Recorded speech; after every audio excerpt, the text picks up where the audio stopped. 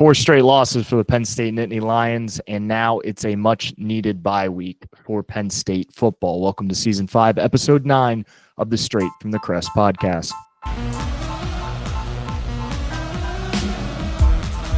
Welcome to the Straight from the Crest podcast.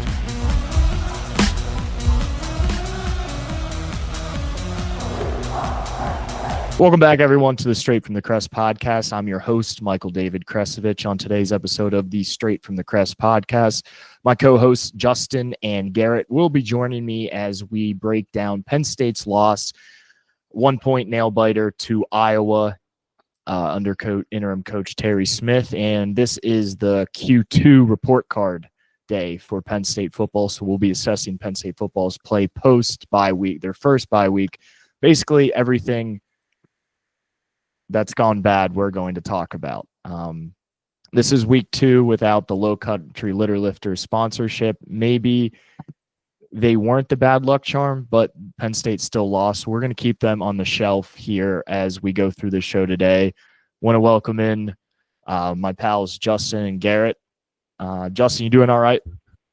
Yeah, all things considered, doing fine. Disappointed in the season. I do have hope for the Steelers, so I've got that going for me. Tough one this past week against Cincinnati, but football's still on for now. I have something to look forward to on the weekends. Garrett, you're kind of like the Stephen Beatty of college football. Even though Penn State's losing, you have about 12 other teams you can hang your hat on, huh? Yeah, Alabama, we're playing well right now. A couple big wins. Georgia, we're doing well too. And if Ole Miss can get it going again next week, we'll be right in it as well. So, but no, actually though, the fighting Texas Aggies are in pretty good shape. They go to Death Valley this weekend. Yeah, that's going to be a good game. Yeah. Also notice you haven't done your pick'em in like 3 weeks, so it's just me and Neville's battling it out. So yeah, usually I'm the guy. I quit after week 3. Me and Neville's were 2 games apart, and now he's up 4 games right now. So good head-to-head matchup. Jason, I started 9-1 and I went like 3-7 week 2, and I'm like, screw this, I'm out. Yeah, it was fun. Now it's just me and Neville's duking it out. But yeah, we're gonna get right into it here. Not a big show today. Next week will be a big show.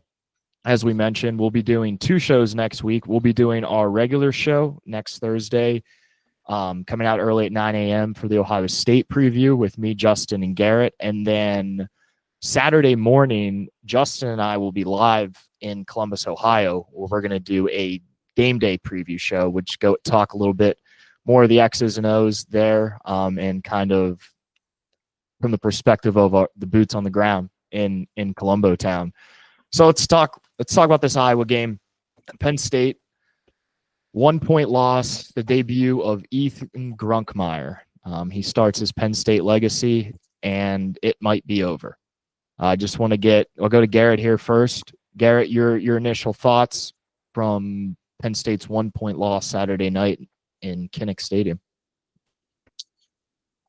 Yeah, kind of more of the same. The team can't create explosive plays. I thought actually the offense flowed a little bit more in the run game. I was right and I was wrong. I thought we'd win the game if Katron ran it more than 20, 25 times. And they did that and had a very, very good chance to win the game. But just the same issues continue to crop up. Less than 50 yards total passing in the first half. Fourth Big Ten game in a row, where Penn State has not had over 70 yards passing in the first half. Like the most inexcusable thing I've ever seen of any college football program ever. Like was saying earlier, you can't even get like a white Northwestern DB to fall down and you accidentally get like a 50-yard, broken play touchdown. Like you just couldn't do it. Like it's kind of a joke at this point. I really don't want to see Andy Kotelnicki calling plays anymore. I wish Terry Smith would just kind of pull that plug at this point. He's not going to be back here next year. Get a little bit more creative in the passing game, throw the young guys out there and just let them try to go. But for whatever reason, you can't really do that. Defensively, same story. I just like it's just so clear. Like Jim Knowles might not be a bad coach, but what a disastrous hire for the moment, right? Like you're going to hire a guy that Ohio State fans were correct. Like credit to him. Like it really does take 2 or 3 years to implement a system. And in the most pivotal season, we talked about this last week, maybe the most pivotal season, maybe in Penn State history, given a recent history, you're going to hire a guy who's freaking coaching engineering concepts in the for the secondary and the back seven, and no gaps can be filled, and no one understands what the hell is going on. Like just pretty mind-numbing stuff. So all that to say, like the game was just a culmination of everything else that we've seen to this point, other than the fact that the guys fought hard. Love Terry Smith. Like grateful to have a Penn Stater who cares about Penn State. I don't know how many players feel the same way. Some of them do for sure, and went out there and tried to play as hard as they could. But credit to Terry for getting the team in the right mindset to at least go out and compete. Last thing I'll say right now, this team is at least 5-1, 6-1 if they did what they did with Katron this past weekend. They don't lose to UCLA. They probably don't lose to Northwestern. Hell, they might not even lose to Oregon. So just like the stubbornness and hard-headedness of like the smartest guy in the room syndrome that the staff has sort of had all year, pretty frustrating overall, because Katron's clearly the better of the two backs and deserved the right to be able to carry the ball 25 times and be the workhorse. Yeah, he's now moved into third in Penn State all-time rushing yards. It's his 10th career 100-yard game. And Nick Singleton, only 6 carries. We saw outside of the running back room guys' roles diminish, including Liam Clifford, who hardly even stepped on that field Saturday night. Beck, the boys fought. They fought. They were up at the half. They got good play out of their special teams unit. They had a chance to win it in the final 5 minutes. What was your biggest takeaway from the game? So I'll echo something that Garrett said, where it did look like the guys were trying and playing hard. So credit to Terry Smith for getting the guys up and ready to play after 3 tough losses. Another thing that you just said in the intro, they were really good at blocking kicks. That's 3 in a row. So it doesn't end up resulting in wins, but we're pretty good at blocking punts and field goals now. I think whenever you get a bounce like that, you get the late field goal that you block, and you end up taking a halftime lead when your offense has done essentially nothing. Right? That's a gift, and you still can't capitalize on it. It just hurts. I don't want to be completely out on Ethan Grunkmeyer after one game, but it's pretty clear to see that that's not going to be the future at quarterback here. And if it is, it's probably not going to be a great season next year. I think the one thing about his play that stuck out to me the most was he just was so uncomfortable. He was in clean pockets with happy feet scrambling left and right. And I get that that's a really tough position to put a player in, but you expect a little bit better. He's not a freshman. Like, he's been in the system now for 2 years. You hope that he can perform better than that when his number is called, and he just didn't. And then, again, going to have to give flowers to Garrett here as much as it hurts, but we needed a stop and we couldn't get it. Right? We had the lead, and then you give up, I don't know how many yards it was, 70-yard run to the quarterback, like first play out. Like, okay, this is the drive. We get the stop. We're going to win. And no resistance. They just can't do it. It was a two-play drive. And it's the same theme over and over again. Like, the guys are trying. They're playing hard. And they're even taking late leads, and then the defense is letting it slip through their fingers. So that hurts. I think that we put ourselves in a good position to win the game. We came out, we played respectably, but ultimately it wasn't enough, and the road doesn't get easier. So we'll have to see what the coaching staff can come up with the rest of the year, but it is looking bleak. Yeah, to me, this game came down to 2 simple things, and it was things we talked about on the podcast last week and a little bit this week. Penn State's inability to make big plays and Penn State's inability to contain athleticism from the quarterback position. Gronowski killed us. He ran for 86 yards, career high on, I want to say, 9 carries. And the 2 biggest plays of the game were the third down to win the game and the first half, at the end of the half, the big run there. The beginning of the fourth quarter, where he led them right down. But let's get into Ethan Grunkmeyer here. And let's talk about his numbers. So he was 15 to 28 for 2 interceptions. in comparison, which I don't really think it's fair because you're comparing. Although Grunk was a top 50 recruit in the class. He was a top 10 quarterback in his class, but Drew played in 44 career games at Penn State. He did that twice, threw multiple interceptions twice. Once, and they were both last year. He threw 3 interceptions against USC, and he threw 2 in the Big Ten championship. But one thing, because I went back and watched, I really wanted to see what Ethan's ability was rather than just running, because we knew he was a good athlete, but we heard some things about his inability to pass and make the easy read. We saw that first drive. He picked up that 4th down that led to the Katron Allen touchdown on 4th and goal. He can use his legs, but that's really about it. My biggest gripe with Penn State's game plan is they didn't target their tight ends enough. Grunk was 5 of 6 for 38 yards targeting tight ends. He was 6 of 14 for 48 yards targeting his wideouts, and just 4 of 6 for 11 yards targeting his running backs. The last time they targeted a tight end was the interception in the second quarter. That was a great play by the Iowa corner there, but just a bad read. But from a numbers standpoint, yards per attempt to a tight end was 6.3 yards. Wide out was 3.4, and running back was an abysmal 1.8. So from a scheme perspective, they weren't making it simple enough for Grunk. And I don't put this on Grunkmeyer at all. Like I thought he played the best he could play, and that's no disrespect to him. I thought the 2 interceptions, the one was really bad. But he was missing throws. And this isn't stating my case any better.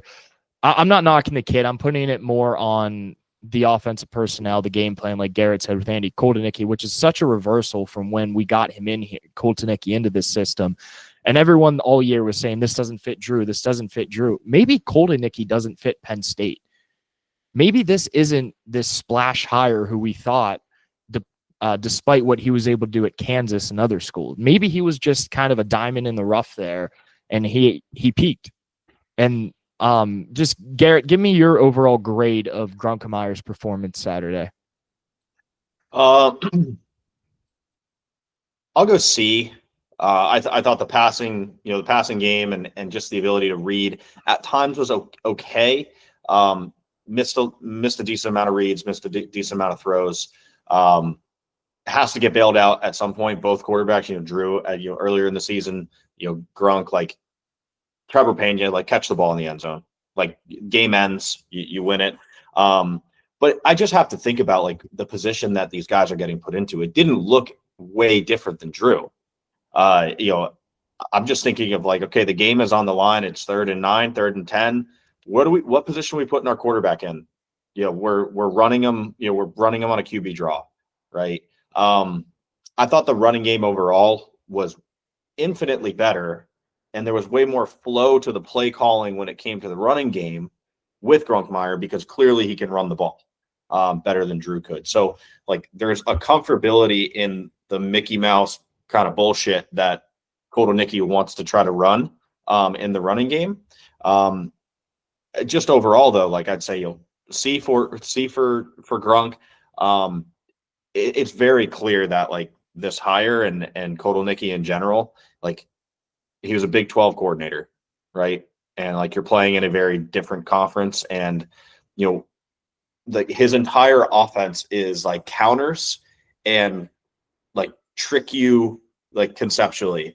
The issue is that stuff doesn't work unless you have some rank and file fundamental stuff that you can go to all the time, which we've seen them go to a little bit more in the eye and running Katron, which has made some of the other stuff work a little bit more. But my point being, how do you run a counter if there's or how do you ever run play action, right? Hypothetically, if you never ran the ball, it doesn't make any sense. If you just went play action, pass, the only reason why play action works is because you run the ball first. It's a counter.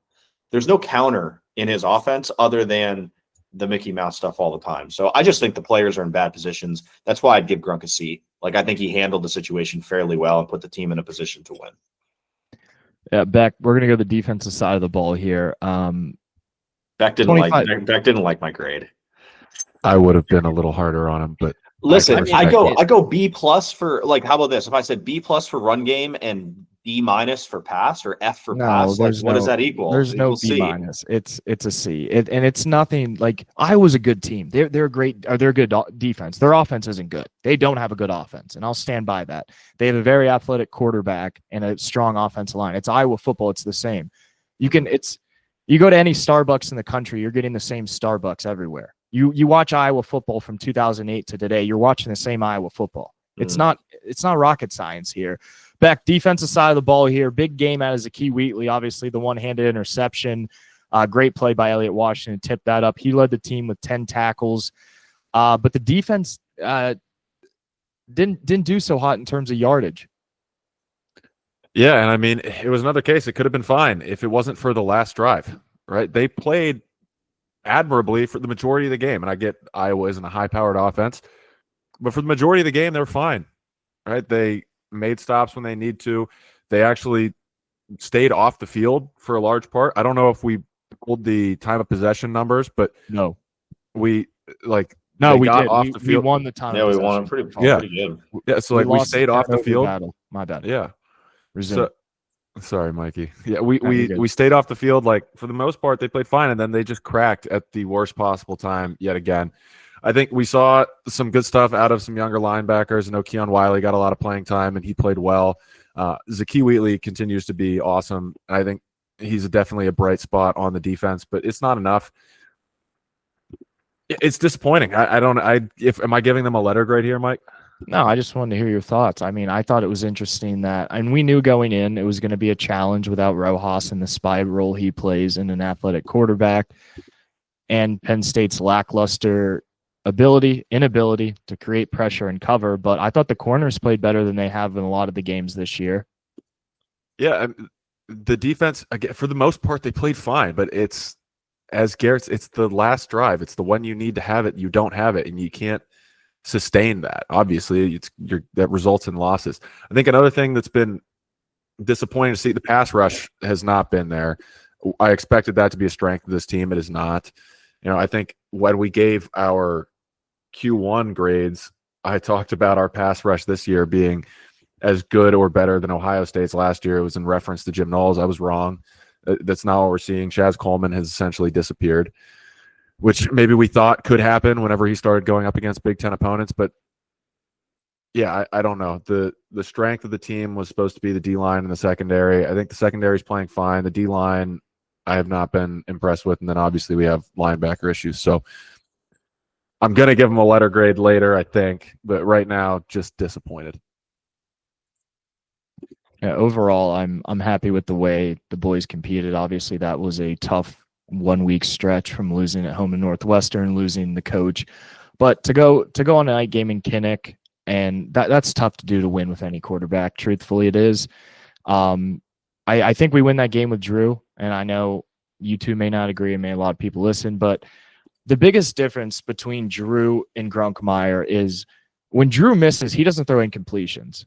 Grunk's 2 interceptions hurt Penn State bad. That was probably a 20-point swing in favor of Penn State the other way that resulted in 14 points for Iowa there. But it's a bye week. It's a time to get right. It's a time to not – you can't win a bye week, but you can lose one. That's Garrett's favorite saying. And peaceful week. Can we lose it? Could we? I don't think so. I think we'd be favored by about 9.5. But so we will break out the letter grades now. We did this right before the Oregon game, as we talked about the 3 wins Penn State had. They haven't won a game since we whipped out the report card. So maybe now they're going to rattle off 4 in a row.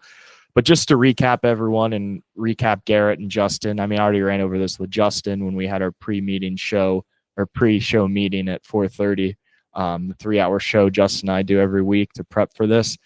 And on the offensive side of the ball, the 3 games in, Beck graded a B+, Garrett graded a C-, and I graded the offense a B-. On the defensive side of the ball, Beck was a B+, Garrett and I both gave A's out. I'm going to give a few stats, and then I'll pass it to you guys for grades here. Penn State's competition has risen in terms of obviously the teams they're playing and the personnel they're going against. We graded these on Nevada, Villanova, and FAU. Now we're taking in the sample size of Oregon, Iowa, Northwestern, and UCLA. One great team, one average team, and two teams. So keep that in mind. The Penn State offense scored 46, 34, and 52 in the first 3 games. The last 4, which averages 44 points. The last 4, they've averaged 24 points, 20-point drop off there. Obviously, you can equate some of that to the competition. But that being said, the defensive side of the ball gave up an average of 5.6 points through their first 3 games. They've allowed 29.75, 30 points over the last 4 games. That is another 20-point swing. So we're going in opposite directions here. So I'm going to grade last. We'll go to Beck here. Beck, over these last 4 games, including Saturday, give me an offensive grade. What is going well with them? I just want to hear what's going well, and then give me your grade. Just bite your tongue. Don't tell me what's going wrong, but what's one thing, and Garrett gave it away already, but what's one thing that you can say, hey, we're doing this well, and I want to hear why we're doing it well. Credit me again, Beck. Credit me again, Beck. That's the podcast from that negative that I'm not allowed to talk about the bad. Okay. All right. As Garrett said earlier, Patron got the ball 25 I plus love times. that. Yeah, That sounds so good. The podcast maybe should be renamed as Garrett said. Yes. Garrett said that if Patron got the ball 25 times, the offense would look better. The run game looked better. Obviously, we have had said bite my tongue. The run game looked better, and it looks better because Katron got the ball more, Mikey. All right, good answer. Good answer. Now, what's wrong? What's wrong with the offense? Everything except Katron. All right, I'm going to put Garrett on the spot here. Garrett, Can he have a grade, though? Can he give a grade? Are we No, grading? I don't want to grade yet. I don't want to We're grade not yet. we are doing grades First. This is the 'Cause progress. our kids they're going to detention. They're getting their phones taken away. It's a good thing this isn't a pass-fail. Yeah, we're going to go to the defensive side of the ball. Okay. Allowing 30 points over the last 4 games. What's been going well with this Penn State defense that you can hang your hat on that? Hang their hat on them. God. What's one bright spot? Zakee Wheatley had a one-handed interception. Right? Off the Secondary is playing well. Yeah. As Beck said earlier, Zakee Wheatley had a sick interception. Is the special team separate from this? We're talking. Oh yeah, shout out the boy Tuck. The special team unit's playing unreal, and they're playing great football. It's the high point on the team. Yeah, I mean they still found a way to lose this the Northwestern game, but they had a sick block. Listen, like if you're gonna kick 70-yard field goals twice, like Iowa handed us that. Yeah, exactly. They did not lose the North. Special teams did not lose the Northwestern. Did lose the Northwestern game. We muffed the punt in a very pivotal moment. That's what I'm saying. Like the special teams have been good, and even then, we figured out to find a way. Northwestern won that game 7-0, right? Okay. All right, Mike. Like that's like you sound like. Let me go back. The one-handed interception by Zakee Wheatley was sick. Can I go to all the things that are wrong now? Yeah, go ahead. Go for it, man. Everything other than that.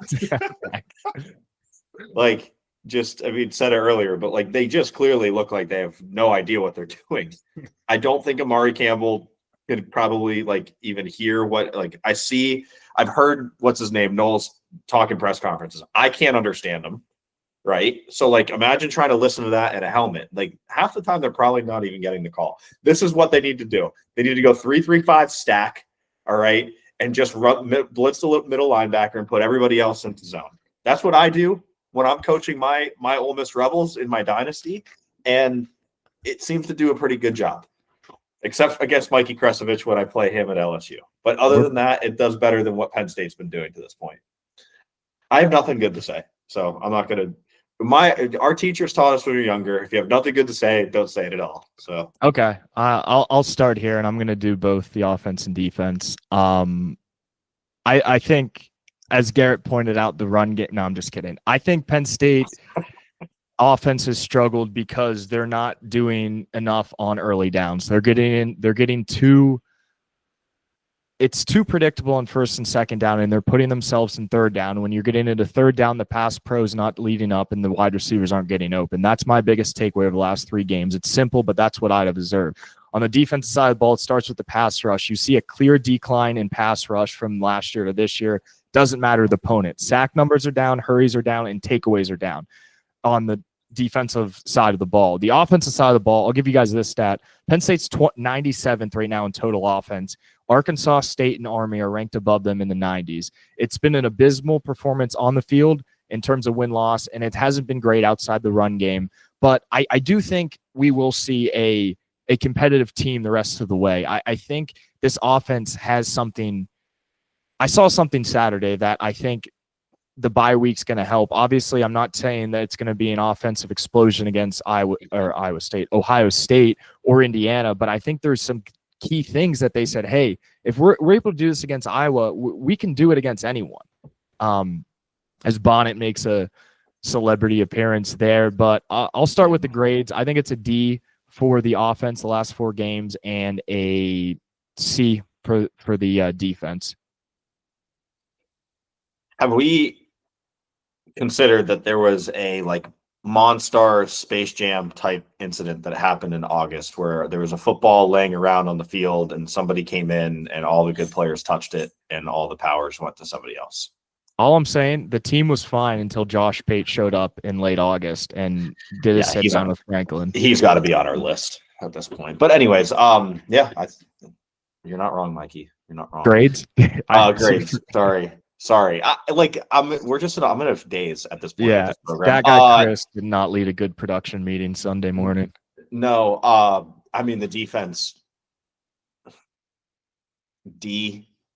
We're not giving up 50 points a game, I guess, the last 4 games. So close, 30. Gosh, is it that bad? I guess it is that bad. D, and on the last drives, F triple minus. Offensively, F. F, F, F, F. Except for Katron, he gets an A. Beck. Yeah, so I think in the Q1 show, my justification for not giving the defense an A, even though they were only giving up 5 points a game, is that they let a FCS team score a touchdown and that was a fireable offense. And little did I know how right I was. I am giving the defense a D minus. It just can't 30 points a game can't happen. And they're not good offenses. I mean, Oregon is a good offense. Northwestern, maybe UCLA with the new play caller, they're actually the best. These were not they hadn't had a lead until they played us. We started their season. Maybe that was the Monstars event. They're undefeated since they played us. We're letting teams that are not that good score a lot of points on, and that just can't happen. And then I think offensively, I will separate this in 2 parts. I think pre-Drew getting hurt, I would have given us a C. Because it wasn't great, but we were scoring points. When Drew got hurt, that it drops to an F, except for Katron, who gets an A. 3 yards in attempt last week, passing. Nobody's open. The play calling's bad. The only thing that works is handing the ball to Katron, and you can't do it that much more than you did it last week. And Mikey, one thing that. What did you see that gives you hope for the offense moving forward? Because I didn't see it.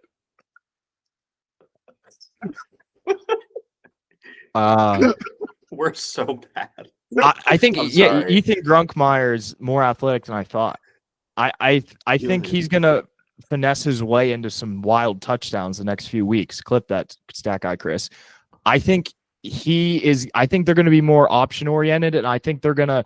Dude, it's the way you play NCAA, Justin. You leak your dumb tight ends across on a read option, or you hit the seam route. If they incorporate their tight ends, they targeted the tight ends, did very well. And I don't think the wideouts are as bad. They're struggling right now, but I think we're going to see kind of a breath of fresh air in the next coming weeks. And they're sitting at 3-4 right now. You go Indiana, you go Ohio State, you end the year with Rutgers, you end the year with Michigan State, and the other 2 teams I'm drawing a blank on right now. Nebraska is our only other game. So you gotta think if they want to be bowl eligible, and I think a lot of these guys want to play in bowls. I think a lot of these juniors like Amari Campbell, who has a shot to get drafted in the mid rounds in the next draft, he wants to play as much football as he can. So I think that's what, to answer your question, Jay, I think it's just Grunk's not as bad as a quarterback as I think. And like I said, like, don't expect much from him. But like, I think that's something to be said where they were 2 plays away. And I hate saying that because it's so true, but that was a winnable game. And going in, I thought it wouldn't be close, but the boys fought. I mean, they had James Franklin was fired Monday morning. 4 days later, they hit the road and traveled to Iowa. And now they have 14 days to play a cupcake Ohio State team. And then they return home. I do think your sentiment's fair. Hoosiers. I think your sentiment's right. I honestly, like, I don't know if it was just like because there was nothing on the line except just watching how the team responded, but like there were portions of the offense that was definitely more enjoyable to watch. And I think a lot of it had to do with Grunkmeyer and his ability to just like, I don't know if it's just like a Leroy Jenkins thing where it's just like, just wing it and like, let's see what happens. But like, there were some things that happened. I was like, okay, like that he danced around and broke contain and got out. And, I thought I get what you're saying for sure. He's like Johnny Manziel. If you told Johnny he had to throw with his left hand, that's kind of what I compare him to. Like he dances well in the pocket. That's a great, wow. That's actually, clip that. So how many yards did Ethan Grunkmeyer have running the ball, Mikey? Shut up, Beck. It's not like going and looking at stats and everything. Like, frick you, man. He probably had less than. Let's see here. This is bad PR right now. Do you want me to tell you the answer? No, because you're going to give me a dumb answer here. Yeah, that's what he had. But like, if it was Drew, it would have been 6 rushes. It was 6 for 1 yard. Yeah. But if it was Drew in that situation, it's probably 6 for minus 27. They're not making it easy for him. Full disclosure, I'm going to pick Penn State to beat Ohio State next show, but okay, that's fine. The cart ahead of the horse. Free country. But that was a lot today, guys. Thank you for listening. Shout out Jeff. I know we were all over the place, but appreciate you joining Q2 review here from Straight from the Crest. Brought it to you. And 2 shows next week. If you just tuned in, I know a lot of you guys like to tune in late. But 2 shows next week. We'll do our normal show for the Penn State Ohio State preview and live in Columbus, Ohio. Justin, myself, and we'll have a special surprise guest that you'll see on the show next week. But thank you guys very much.